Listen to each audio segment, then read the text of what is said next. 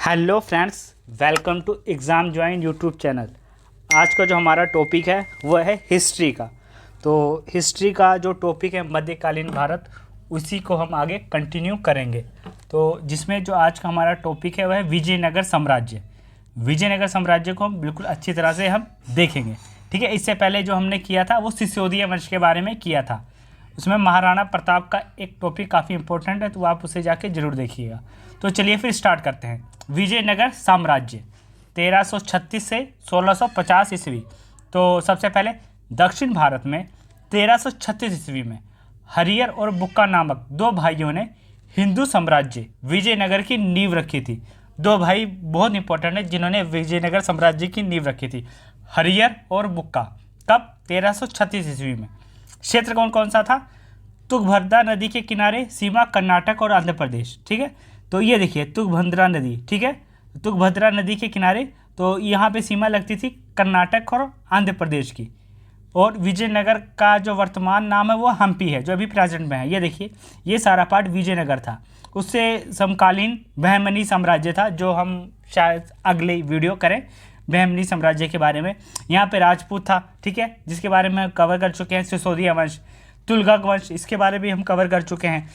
उसके सल्तनत काल के जितने भी है, गुलाम वंश, ठीक है, लोधी वंश, सभी को हमने अच्छे से कवर किया है। और इसके साथ साथ इससे पहले जो हमारी प्लेलिस्ट है एक प्राचीन भारत का इतिहास, तो उसमें कम से कम 43 से 44 वीडियो है, वो आप शुरू से देख सकते हैं। बिल्कुल आदि मानव से लेके पृथ्वीराज चौहान तक कराई गई है। अब आगे कंटिन्यू करते हैं। कृष्णदेव राय विजयनगर साम्राज्य का सबसे शक्तिशाली राजा था।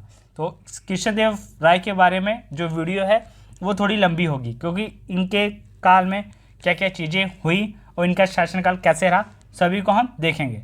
अब इसमें से जो इम्पोर्टेंट है वो है कि साम्राज्य की स्थापना हरियर और बुक्का ने की थी। कहाँ पे? तुंगभद्रा नदी के किनारे, कर्नाटक और आंध्र प्रदेश की सीमा पर। ठीक है, वर्तमान में इसका नाम हम्पी है। नेक्स्ट, अब आगे देखिए। विजयनगर 4 वंशों में विभाजित था। तो यही इम्पोर्टेंट है, चारों वंश के राजा और उनके साम्राज्य के बारे में हम कवर करेंगे। तो ये 4 वंश देखिए कैसे कैसे हैं। वंश पहला, संगम वंश। ठीक है, तो पहला जो वंश था चारों में, संगम वंश सबसे पहले इसकी स्थापना हुई। हरियर प्रथम ने की थी। ठीक है, अंतिम जो शासक थे वो थे विरूपाक्ष द्वितीय, अंतिम शासक हुए संगम वंश के। राजधानी थी एनीगोंडी। शासनकाल जो रहा विजयनगर साम्राज्य का, विजयनगर साम्राज्य में संगम वंश का, वो रहा 1336 से 1485 ईस्वी। लगभग 150 सालों तक इन्होंने शासन किया था संगम वंश ने। उसके बाद आया सालुव वंश, तो इन्हीं से कट कट के निकले थे आगे सालुव वंश। तो इसके जो राजा थे सालुव नरसिंह थे। इमाडी नरसिंह इसके अंतिम शासक हुए। विजयनगर, तो इसकी जो राजधानी थी वो विजयनगर ही थी। 1485 से 1505 ईस्वी तक यहाँ पे इन्होंने शासन किया, टोटल 21 वर्षों तक। उसके बाद आया तुलुव वंश, वीर नरसिंह। ठीक है, तो वीर नरसिंह सदाशिव राय, वीर नरसिंह संस्थापक हुए, सदाशिव राय अंतिम शासक थे। वेणुगोंडा, इसकी जो राजधानी थी वेणुगोंडा थी, तुलु वंश की। 1505 से 1565 ईस्वी तक इन्होंने शासन किया था, 61 वर्ष तक। उसके बाद आया अरविडु वंश, जो कि अंतिम वंश था विजयनगर साम्राज्य का। तिरुमल इसका शासक था। आखिरी जो शासक था वो था श्रीरंग तृतीय। चंद्रगिरी इनकी राजधानी थी। तो हरियर बुक्का संगम वंश के शासक रहे। फिर सालू वंश के सालुव नरसिंह, तुलु वंश के वीर नरसिंह, उसके बाद अरविडु वंश के तिरुमल। तो इस प्रकार 4 शासक हुए थे और विजयनगर साम्राज्य 4 वर्णों में विभाजित होकर इस प्रकार इनका शासनकाल चलता रहा था। 1336 से 1650 ईस्वी तक टोटल विजयनगर साम्राज्य का शासन रहा। अब आगे देखते हैं, कंटिन्यू करेंगे आगे। संगम वंश, तो सबसे पहले संगम वंश के बारे में, ये पहला था विजयनगर साम्राज्य में जो पहला वंश था वो संगम वंश ही था। तो इसके बारे में देखिए, संगम वंश विजयनगर साम्राज्य के 4 वंशों में प्रथम था। इसके 10 शासक थे। हरियर वंश, हरियर जो था वंश का पहला शासक था, जबकि विरूपाक्ष द्वितीय शासक, यह ठीक है, विरूपाक्ष द्वितीय ये अंतिम शासक था।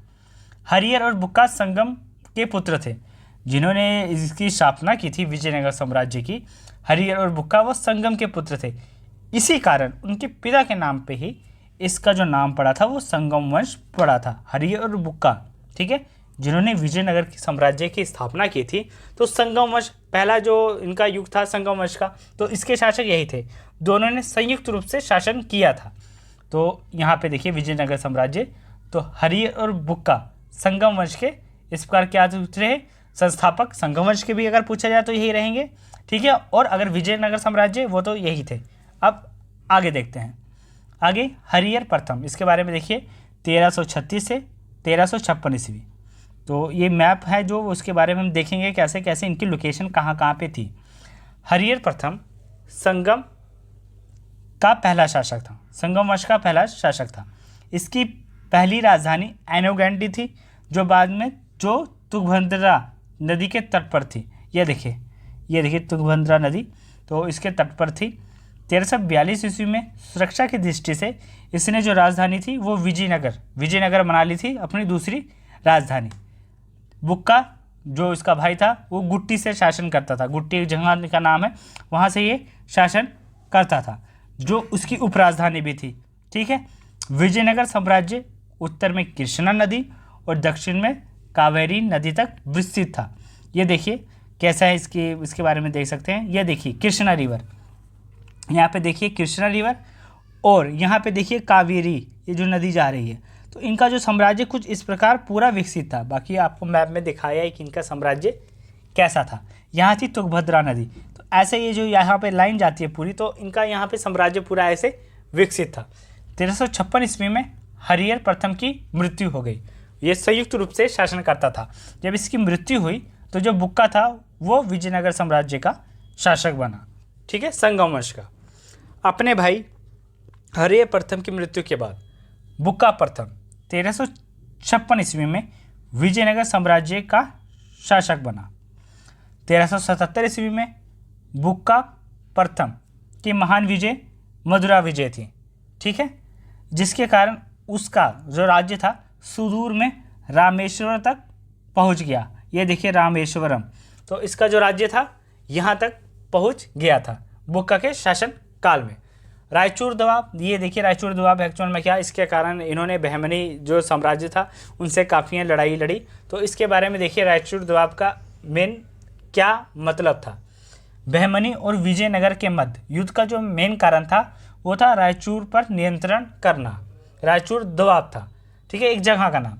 रायचूर दवाब कृष्णा और तुंगभद्रा नदी के बीच में स्थित था।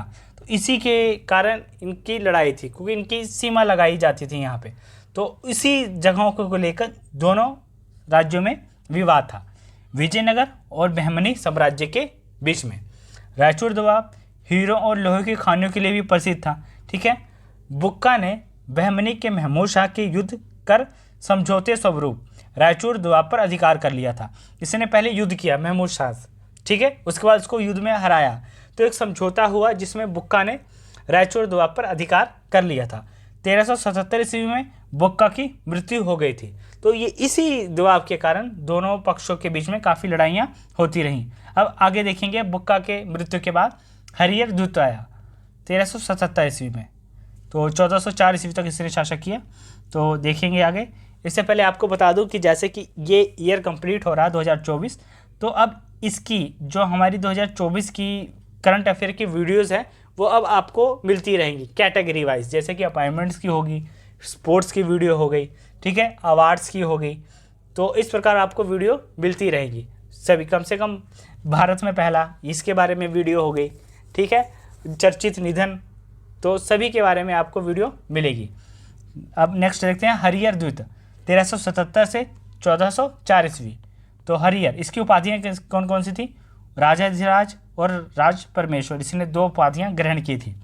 उसने कनारा, मैसूर, त्रिचिरापल्ली और कांची आदि प्रदेशों पर विजय प्राप्त की। हरियर द्वित ने सबसे बड़ी उपलब्धि इसकी कौन कौन सी थी? पश्चिमी तट पर बहमनी साम्राज्य से 1370 ईस्वी में बेलगांव और गोवा को छीनना। गोवा रह जो आपको पता ही, तो इसको सबसे बड़ी उपलब्धि हरियर द्वित की मानी जाती है, क्योंकि इसने बहमनी साम्राज्य से बेलगांव और गोवा को छीना था। उसने दाभोल और चोल बंदरगाह भी प्राप्त किया था। चोल बंदरगाह, ये देखिए, बाकी हमने चोल, पांडव, इन सब के बारे में हमने संगम काल में अच्छे से कवर किया हुआ है, ठीक है। जो हमारी प्लेलिस्ट है प्राचीन भारत का इतिहास, उसमें आप देखेंगे जाके अच्छे से हमने कवर किया हुआ है संगम काल के बारे में, पांडव के बारे में, चोल चेर सभी के बारे में। तो उसने दाभोल और चोल बंदरगाह भी प्राप्त किया। भगवान शिव के विरूपाक्ष रूप का ये उपासक था हरिहर द्वित। इसका मुख्यमंत्री कौन था? सायणाचार्य। 1404 ईस्वी में हरिहर द्वित की मृत्यु हो गई। उसके बाद 2 शासक बने, विरूपाक्ष प्रथम 1404 ईस्वी, बुक्का द्वित 1404 से 1406 ईस्वी। इनका शासनकाल कुछ इतना इंपॉर्टेंट रहा नहीं और ना ही इतना इंपॉर्टेंट है कि इसमें से एग्जाम से पूछा जाए। तो जिनके इंपॉर्टेंट है उसी को हम कवर भी कर रहे हैं। अब आगे देखिए, बुक्का द्वित के बाद किसका शासनकाल आया? देवराय प्रथम का, 1377 से 1404 ईस्वी। इसके शासनकाल में समकालीन बहमनी सुल्तान फिरोज शाह ने आक्रमण किया था, क्योंकि वही रायचूर द्वीप के कारण जो आपको बताया रायचूर दबाव था। तो समकालीन जो इसका था फिरोज शाह बहमनी साम्राज्य का, तो उसने आक्रमण किया था, जिस युद्ध को सोनार की बेटी का युद्ध कहा जाता है, जिसमें देवराय प्रथम पराजित हुआ। ठीक है, इसने तुंगभद्रा नदी पर बांध बनाकर विजयनगर के लिए नहरें निकाली थी देवराय प्रथम ने, और कृषि का अधिक विकास किया था।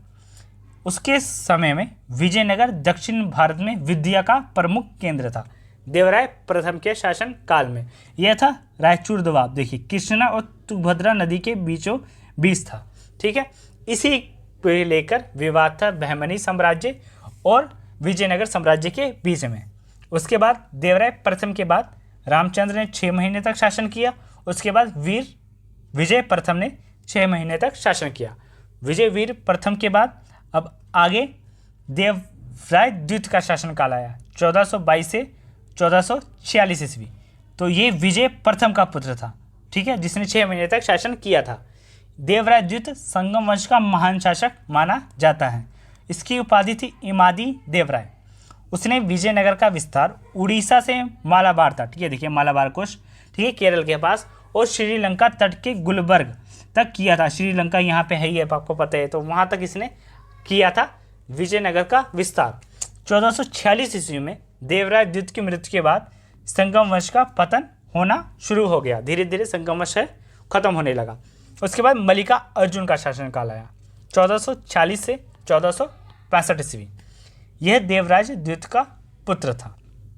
बहमनी शासक अलाउद्दीन ने विजयनगर पर आक्रमण किया और मल्लिका अर्जुन को पराजित किया। बहमनी शासक, इनका शासन चलता रहा। इनका जो युद्ध ज़्यादातर हुए हैं वह बहमनी साम्राज्य के साथ ही हुए हैं। जैसे कि आपको मैप में दिखाया, दोनों का जो बॉर्डर था वो लगता था। तो बहमनी शासक अलाउद्दीन ने विजयनगर पर आक्रमण किया और इसने मल्लिका अर्जुन को पराजित किया। इसकी जो उपाधि थी वो थी इमादी देवराय। ठीक है, बिल्कुल अपने पिता की तरह। अंतिम शासक था विरूपाक्ष द्वित, 1465 से 1485 ईस्वी। और मल्लिका अर्जुन के समय में चीनी यात्री मोहियान 1451 में आया था। 1465 ईस्वी में मल्लिका अर्जुन की मृत्यु हो गई और विरूपाक्ष द्वित 1465 से 1485 ईस्वी तक इसने शासन किया था, जो कि अंतिम शासक था। उसके बाद आया सालूव वंश, 1485 से 1505 ईस्वी। सालूव नरसिंह 1485 से 1490 ईस्वी तक इसने शासन किया, जिसने विजयनगर साम्राज्य के सालूव वंश की नींव रखी थी। सालूव वंश ये विजयनगर का दूसरा राजवंश था, जिसका संस्थापक सालूव नरसिंह था। ठीक है, उसने पिता सालूव मुंडा चंद्रगिरी के राज्यपाल थे। ठीक है, इसके जो पिता थे सालूव मुंडा, वो चंद्रगिरी के राज्यपाल थे। उसने कर्नाटक के तालुव प्रदेश पर विजयनगर की सत्ता स्थापित की। ठीक है, किस जहाँ पे इसने स्थापित की थी? तालुव प्रदेश पर। 1409 ईस्वी में सालूव नरसिंह की मृत्यु हो गई। उसका जो उत्तराधिकारी बना वो देखिए कैसे रहा। सालूव नरसिंह का सेना नायक नरसा नायक ये उत्तराधिकारी बना था। नरसा नायक ने रायचूर दोआब के अनेक किलों पर अधिकार किया था। ये रायचूर दोआब इनके चलता ही रहा था। इनके पूरी जब तक ये विजयनगर साम्राज्य रहा और बहमनी साम्राज्य रहा, तो इनके भी ये विवाद चलता रहा। अलग अलग राज्यों में कभी वो उनके पक्ष में जीत जाते थे, कभी ये इनके पक्ष में आ जाता था रायचूर दोआब। ठीक है, उसके अतिरिक्त उसने बीजापुर, विदर्भ, मदुरई, श्रीरंगपट्टनम के शासकों के विरुद्ध भी अभियान में सफल रहा। कौन? इसका जो उत्तराधिकारी बना सालूव नरसिंह का, नरसा नायक। ठीक है। इसने रायचूर दोआब के अनेक किलों पर भी अधिकार किया और इसने ये प्रदेश भी जीते। अब आगे देखिए क्या हुआ सालू नरसिंह के। 1505 ईस्वी में नरसा नायक के पुत्र वीर नरसिंह ने बंदी राजा इमाड़ी नरसिंह की हत्या कर दी। तो बंदी राजा इमाड़ी नरसिंह ये कौन था? तो ये था सालूफ नरसिंह, जिसने इस सालू वंश की स्थापना की थी, ये उसका पुत्र था। जबकि नरसा नायक जो था वो उसका उत्तराधिकारी हुआ। इमाड़ी नरसिंह जो था वो उस टाइम बालिग नहीं था, जिस कारण ये राजा ना बन पाया और नरसा नायक इसका संरक्षण बना था। लेकिन जो नरसा नायक का पुत्र था वीर नरसिंह, उसने उसके राजा, ठीक है, सालूफ नरसिंह का जो पुत्र था इमाड़ी नरसिंह की हत्या कर दी थी। ठीक है, ये इसका उत्तराधिकारी था। ठीक है, अब इमाड़ी नरसिंह की हत्या के बाद जो सालू वंश का था अंत हो गया था। अब ये देखिए आपको सिसोदिया वंश का इतिहास 1326 से, ठीक है, 1948 ईस्वी तक पूरा अच्छे से करवाया गया है, कितने इनके राजा हुए। महाराणा प्रताप के लिए एक अलग से वीडियो हमारी आई थी, काफ़ी अच्छी वीडियो है, तो आप इसे जाके देख सकते हैं। इसका लिंक आपको इस वीडियो के डिस्क्रिप्शन में मिल जाएगा। आगे देखिए तुलु वंश 1505 में से 1565 ईस्वी। तुलु वंश विजयनगर का तीसरा राजवंश था। संगम सालूफ के बाद तुलु आया था। ठीक है, इसकी स्थापना वीर नरसिंह ने की थी। उपाधि भुजमल, उपाधि था इसका भुजमल, जो इसकी उपाधि ग्रहण की वीर नरसिंह ने। तुलु वंश के कुल 6 शासकों ने 60 वर्षों तक शासन किया था। 1509 ईस्वी में वीर नरसिंह की मृत्यु हो गई। उसके बाद कृष्णदेव राय, जो आपको बताया था कि इनका शासनकाल प्रमुख था। कृष्णदेव राय 1509 से 1529 ईस्वी तक शासन किया था तुलु वंश में। कृष्णदेव राय यहाँ पे 15,000 हो गया, तो 1509 ईस्वी में गद्दी पर बैठा। बाबर ने विजयनगर के शासक कृष्णदेव राय को तत्कालीन भारत का सबसे सर्वश्रेष्ठ शासक बताया है। इतना ये प्रभावशाली राजा रहा विजयनगर साम्राज्य में कि इसकी बाबर ने भी इसकी प्रशंसा की है। अब आगे देखिए तुलु वंश 1505 से ये दोबारा रिपीट हो गया। आगे हम देखते हैं, ये देखिए तुलु, ठीक है, तेलुगु भाषा में उनका काव्य अमुक्तित साहित्य एक रत्न है। ठीक है, जिसमें कृष्णदेव प्रथम के बारे में बताई गई है सब चीज़ें। तुलु तेलुगु भाषा के 8 प्रसिद्ध कवि उनके दरबार में थे, जिन्हें अष्टदिग्गज भी कहा जाता था। कृष्णदेव को आंध्र भोज के नाम से भी विख्यात है, क्योंकि जो विजयनगर साम्राज्य था वो कर्नाटका और आंध्र प्रदेश के साथ भाग लगाता था। ठीक है, बॉर्डर लगाता था, इसलिए इन्हें आंध्र भोज भी कहा गया है। कृष्णदेव का बीजापुर के सुल्तान इस्माइल आदिल खां के विरुद्ध सैन्य अभियान किया। कृष्णदेव राय ने आदिल शाह को पराजित कर गुलबर्गा के प्रसिद्ध किला था उसको भी ध्वस्त कर दिया था। तो कृष्णदेव राय थे जिसने बहमनी साम्राज्य में किसी शासक को पराजय किया था। और कि जो हमने आज तक अभी तक जो हमने कवर किया उसमें तो देखा था कि ज़्यादातर जो विजयनगर साम्राज्य के राजा थे वो पराजय हो रहे थे, लेकिन कृष्णदेव राय ने आदिल शाह को पराजित किया और गुलबर्गा के प्रसिद्ध किलों को ध्वस्त भी कर दिया था। स्थापत्य कला देखिए, कृष्णदेव राय ने हजारा मंदिर का निर्माण करवाया, जो कि राम को समर्पित है, कर्नाटका हम्पी में है। कृष्णदेव राय ने चिदम्बरम मंदिर का निर्माण करवाया, जो कि तमिलनाडु में है। यह देखिए इनका ये है आमुक्तदे साहित्य, ये ठीक है, जो कि तेलुगु भाषा में है। ठीक है, यह साहित्य है। धर्म इनका था वैष्णव धर्म। राजगुरु थे व्यासराज। प्रधानमंत्री कौन थे? महाप्रधान। कृष्णदेव राय की 2 रानियाँ थी, तिरुमला देवी और चिंता देवी।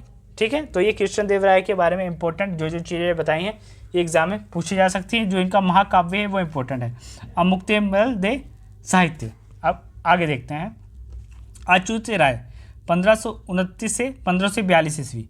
अच्युत राय तुलु वंश का अगला शासक था।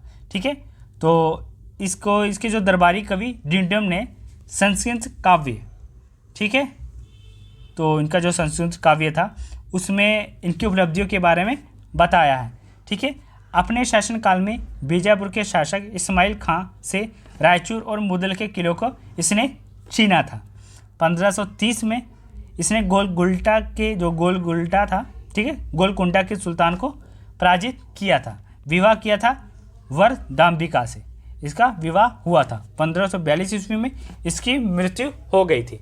अब आगे देखते हैं सदाशिव राय। तो सदाशिव राय तुलु वंश का अंतिम शासक था। तालीकोटा का युद्ध इसके शासनकाल में मोस्ट इम्पोर्टेंट है। तो सदाशिव राय तुलु वंश का अंतिम शासक था, जिसका शासन 1542 से 1570 ईस्वी तक रहा। परंतु ये एक कठपुतली की तरह था, यानी इसका वास्तविक सत्ता इसके हाथ में नहीं थी। जो सत्ता थी वो राम राय के हाथों में थी। तालीकोटा का युद्ध देखिए, तो ये हुआ था विजयनगर साम्राज्य और मुस्लिम संघ अली आदिल खान के बीच में। विजयनगर साम्राज्य की तरफ से राम राय था और मुस्लिम संघ की तरफ से आदिल खान था। 25 जनवरी 1565 को ये युद्ध हुआ। रापसी तगड़ी का युद्ध इसे बोला जाता है। तो ये युद्ध काफ़ी इम्पोर्टेंट है, इसके बारे में हम आगे कंटिन्यू करते हैं। तालीकोटा का युद्ध मुस्लिम संघ में अहमदाबाद, बीजापुर, गोलकुंडा और बिदर के विरुद्ध ये युद्ध हुआ था। ये 4 जो मेन स्टेट्स हैं, ये जो जगह थी उस टाइम, ये प्रसिद्ध थे, जिसके खिलाफ ये युद्ध हुआ था। आदिल शाह ने रायचूर से मुदुर और अदिल किलों को वापसी की मांग की। ठीक है, आदिल शाह ने राम राय से रायचूर, मुदुल और अदीनो किलों की वापसी की मांग की थी। युद्ध का कारण आगे देखते हैं क्या हुआ, जिसे राम राय ने ठुकरा दिया कि ये किले हम आपको वापस नहीं करेंगे, जिस कारण ये युद्ध हुआ। इस युद्ध में राम राय की हत्या हो गई और जिसकी हत्या हुसैन शाह ने की थी, राम राय की हत्या। तालीकोटा युद्ध के साथ ही दक्षिण में हिंदू राज्य विजयनगर का जो वैभव था वो समाप्त होने लगा था, क्योंकि ये युद्ध हार गए थे। ठीक है, विजयनगर साम्राज्य के राजा राम राय का भाई तिरुमल था, जिसने 1570 ईस्वी में सदाशिव से सिंहासन छीन लिया और चौथे राजवंश अरिवुडु वंश की नींव रखी तिरुमल ने। तो तिरुमल ने विजयनगर साम्राज्य के चौथे वंश अरुवड़ी वंश की नींव रखी थी। अब जो हम आगे करने जा रहे हैं वो है अरविडु वंश। तो इसके बारे में देखिए, अरविडु वंश 1570 से 1650 ईस्वी तक इसका शासनकाल रहा था। तो तिरुमल ने चौथे राजवंश अरविडु वंश की नींव रखी। उसकी राजधानी पेनुकोंडा थी अरविडु वंश की, क्योंकि तालीकोटा के युद्ध में विजयनगर खत्म हो चुका था, जिस कारण जो राजधानी थी वो पेनुकोंडा को रखा गया था। तिरुमल के बाद उसका पुत्र श्रीरंग प्रथम बना। ठीक है, 1572 से 1585 ईस्वी तक। वैकंठ द्वित फिर आया 1586 से 1614 ईस्वी। श्रीरंग का कोई पुत्र नहीं था। 1585 ईस्वी में उसके मृत्यु के बाद उसका छोटा भाई वैकंठ द्वित शासक बना। उसने चंद्रगिरी को अपनी राजधानी बनाया। ठीक है, तो अरविडु की 2 राजधानी हुई, पेनुकोंडा, उसके बाद हुई चंद्रगिरी। ठीक है, वैकंठ द्वित चित्रकला में विशेष रुचि रखता था। वैकंठ द्वित की मृत्यु के बाद विजयनगर साम्राज्य अरविडु दोनों का पतन होने लगा था। ये अरबी काट लीजिए। तो इस प्रकार जब वैकंठ द्वित का जब शासनकाल खत्म हुआ तो विजयनगर साम्राज्य भी बिल्कुल खत्म होने लगा और इसका जो आखिरी वंश अरविडु वो भी खत्म होने लगा था। उसके बाद और शासक आए, लेकिन धीरे धीरे ये वंश समाप्त हो गया। जैसे श्रीरंग द्वित आया 1614 ईस्वी, रामदेव आया 1614 से 1630 ईस्वी, वैकंठ तीर्थ आया 1630 से 1642 ईस्वी। अंतिम शासक जो हुआ वो इंपॉर्टेंट है, बस पूछा जा सकता है एग्जाम में, तो हुआ श्रीरंग तीर्थ 1642 से 1652 ईस्वी। ठीक है, तो पहला शासक अगर पूरे विजयनगर साम्राज्य का पूछा जाए तो वो रहेगा हरिहर बुक का, और अंतिम साम्राज्य विजयनगर साम्राज्य का पूछा जाए तो श्रीरंग तीर्थ। अब आगे देखते हैं, आगे क्या चीज़ देखेंगे, विजयनगर साम्राज्य की प्रशासनिक व्यवस्था कैसी थी, इनकी कृषि कैसे थी, इनका राजस्व व्यवस्था कैसा था, टैक्स के सिस्टम कैसे थे। ठीक है, न्याय व्यवस्था कैसी थी। तो अब हम उन सब चीज़ों को देखने जा रहे हैं। काफ़ी इंपॉर्टेंट ये चीज़ें पूछी जाती हैं एग्जाम में। अभी तक जो हम कवर कर रहे थे वो थे राजाओं के बारे में। ठीक है, किनके साथ कौन कौन से युद्ध हुए। अब हम इसमें उनके साम्राज्य के बारे में करेंगे। विजयनगर का जो शासन था वो केंद्रीय राजतंत्र पर आधारित था। केंद्रीय राजतंत्र यानी राजा ही सर्वोच्च था। राजा का पद सर्वोच्च था। राजा के चयन में राजा के मंत्रियों और उनके न्यायों की प्रमुख भूमिका थी। प्रशासनिक कार्यों में सहयोग करने के लिए मंत्री परिषद होती थी।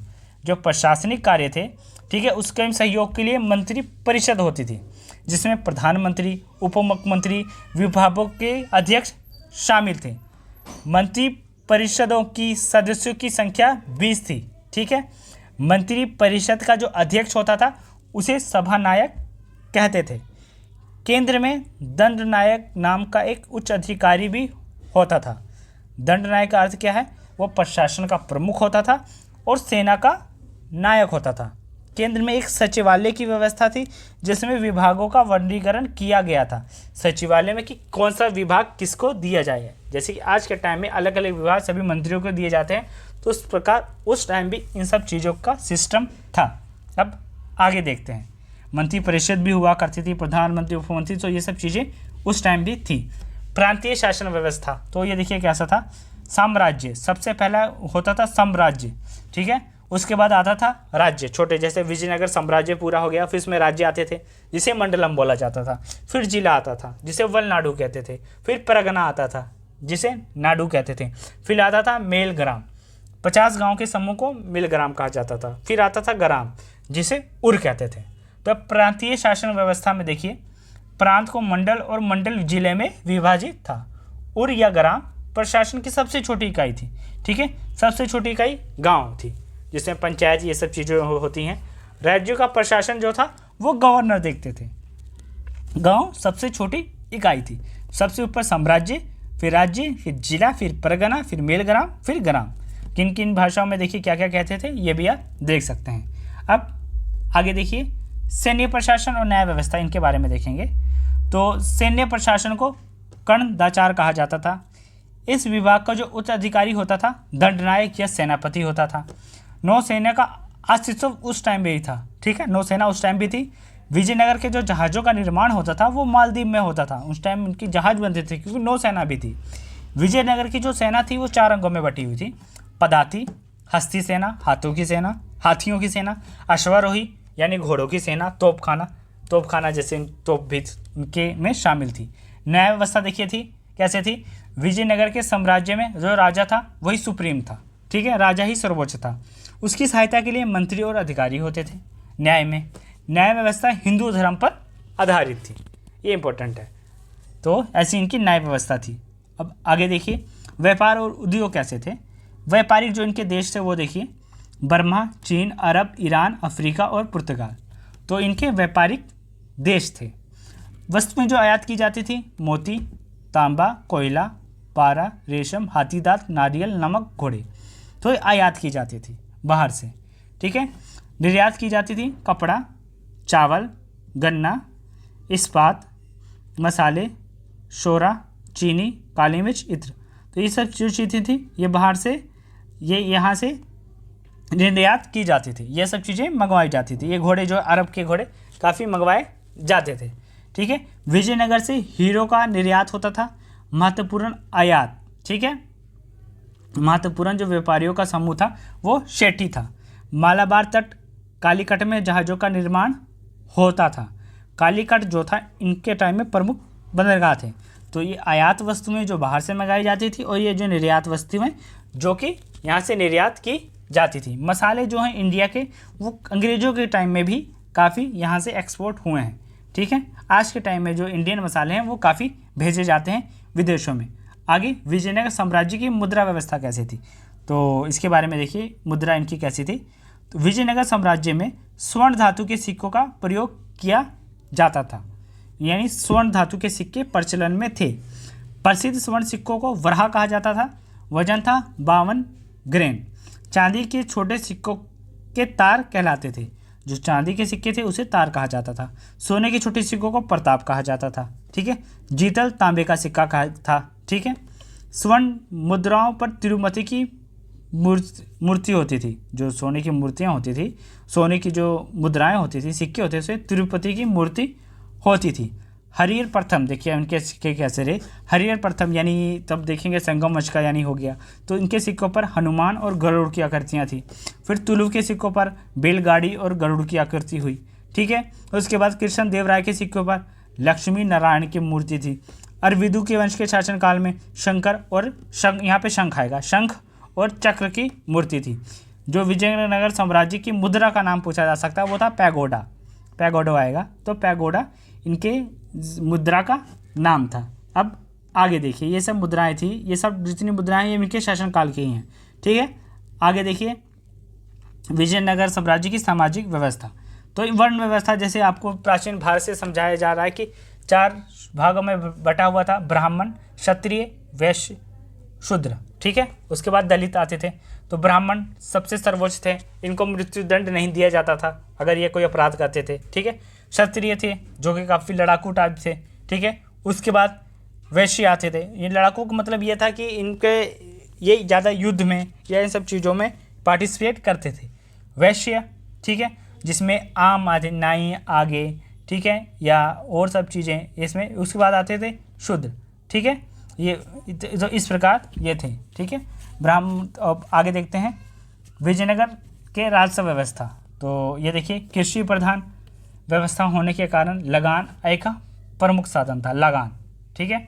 कुछ महत्वपूर्ण कर जैसे संपत्ति कर, व्यापारी कर, उद्योग कर और सामुदायिक कर थे। इनमें जो कर था, टैक्स, वो लगभग हर सभी से वसूला जाता था विजयनगर साम्राज्य में। लगान के अतिरिक्त मकान, पशुओं, धोबी और कोई मनोरंजन कोई करता था तथा नाइयों पर कर लगता था। सामाजिक कर में विवाह कर महत्वपूर्ण था। विवाह कर में ऐसा होता था कि वो दूल्हा पक्ष और दुल्हन पक्ष दोनों को कर देना अनिवार्य था। भिखारियों पर, मंदिरों पर और वेश्याओं पर भी कर लगता था। सिंचाई व्यवस्था के लिए नहरों और बांधों का भी निर्माण करवाया था विजयनगर साम्राज्य में। ठीक है, तो इस प्रकार ये थी हमारी महत्वपूर्ण वीडियो विजयनगर साम्राज्य के बारे में। वीडियो कैसी लगी? लाइक, शेयर और सब्सक्राइब जरूर करिएगा। थैंक्स।